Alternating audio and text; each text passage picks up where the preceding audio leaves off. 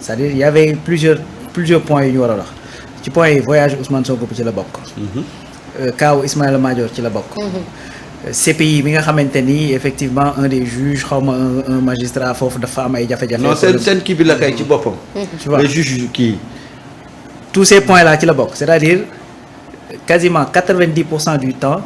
on a parlé de Abdou Nguer. donc c'est malheureusement. li gën a doy waar xam nga ci sur le cas Abdou Nguer rawaan mooy que ni dafa doon loo xamante ni man Sénégal laa gis ñu jàpp nit ñëpp kontaan mooy wane que ni yow ci li nga nekk di def yaa ngi koy def ñu ngi lay saraxe.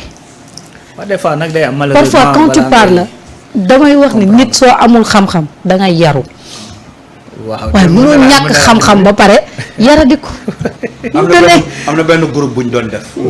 am na benn groupe bu ñu doon def jamonoy ñaari tali mais gis nga jour bi benn patrouille wàccee ay policiers dañu bett fi ñu toog noonu ci banc public bi mais policier bi def ne yéen ñëpp dama leen di bàyyi ngeen ñibbi mais booy bi dama koy jàpp suñ benn copain bu ñu doon nekkal. affaire bi jaaxal ñu quoi mu ne ko xam nga du tax ma lay jàpp mu ne ko da nga réew ba ñëpp xam ne da nga réew yow ñëpp a la jéppi yow c'est-à-dire que sa melokaan ku la gis rek da lay jéppi man dama lay jàpp ñi si dama leen di bàyyi ñu dem. ñun ñëpp ñun ñëpp mu bàyyi ñu dem moom ñu jàpp ko yëpp ko. réewande amul njëriñ. c'est-à-dire que gis nga nit da ngay xoolaat sa bopp.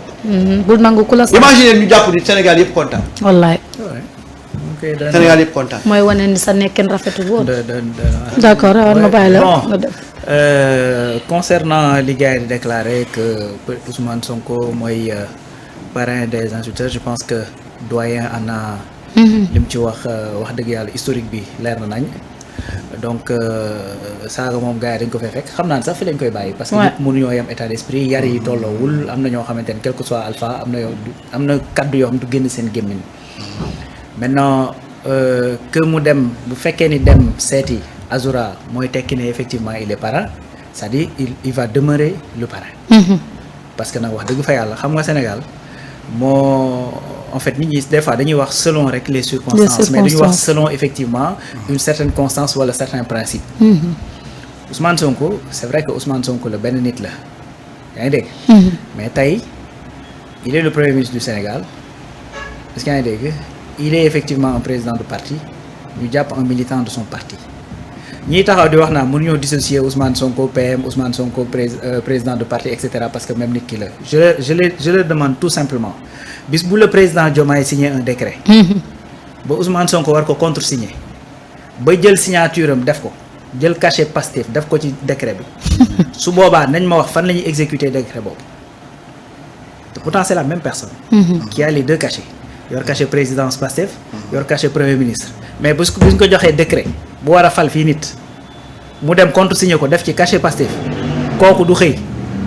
dëgg la de. pourquoi parce que effectivement dafa am ñaari prérogatives yoo xam ne dañoo nekk ci moom. beneen affaire mooy est-ce que man damay ànd ak nit saaga na def na lu mu deful. dafay tax suñu ànd yam foofu. déedéet. mais dañuy àndaat mais est-ce que bu ñuy àndaat du ma ko yedd corriger ko. ne ko nii nga doxee woon du nii. d'accord Ousmane su fekkoon ni dafa am le pouvoir dugal wala mu génne Kaïré du des en prison. déedéet. Ousmane Sonko dafa ne en prison ñu yàpp presque 2000 jeunes presque 2000 jeunes mu nekk en prison ñu ne ko kaay génn mu ne du ma génn bu 2000 yi génnul ku dul bàyyi 2000 mais dina bàyyi benn jeune boo xamante ni li ko tax a dugg kaso mooy jàppal tànk ab xaritam dañuy waxtaan quoi. Azoura yoon moo ko téye. yoon moo ko bàyyi. quand je parle de yoon c'est des lois ay lois ñoo ko téye. kese ay lois ñoo ko bax beneen affaire mooy Azoura effectivement loi yi ko téye mën naa wuteeg keneen parce que Azoura dafa am ay circonstances atténuantes. ay circonstances atténuantes Azoura c'est de deux ordres man yi ma ci jàpp. un c'est pas lui qui a diffusé la vidéo diffusé wu ko moo tax boo xoolee topp ñu ko pour diffusion de vidéo nangam à caractère nangam et cetera lu ñu koy toppee mooy propos contraire aux bonnes mœurs. pourquoi toppee wuñ ko diffusion de vidéo parce que diffusé wu ko. donc loolu circonstance atténuante. da ko diffusé nag la ñu war a jàpp. loolu kay beneen waay te moom déjà porté nañ ko plainte. deuxième chose mooy que ni Azoura dafa tawat il a un dossier qui montre que dafa tawat ku indi dossier nag wane ne da ngaa tawat loolu dafa am lu ci loi prévoir. Ces avocats ont la latitude, ont le devoir et ont le droit de demander une libération conditionnelle. Azoura libéré wuñ ko dañ ko jox LP.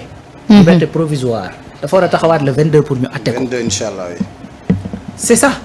boo ko jëlee nag di ko gam-gamle ak beneen dossier boo xamante ne ça n'a rien à voir c'est parce que effectivement soit effectué de mauvaise foi wala dafa am koo bëgg a jàppal tànk wala quel que soit lu koy mënti motiver l'essentiel c'est que les deux dossiers Abdou Nguer Azoura Fall ça n'a absolument rien à voir. Rien à voir li leen dugal kaso bokkul xam la leen fa génne bokkul seeni état de santé bokkul ainsi de suite ainsi de suite. Donc il y a pas de parallélisme boo mën a def foofu. C'est incomparable. Voilà donc pour finir rek juste ci li ngay wax.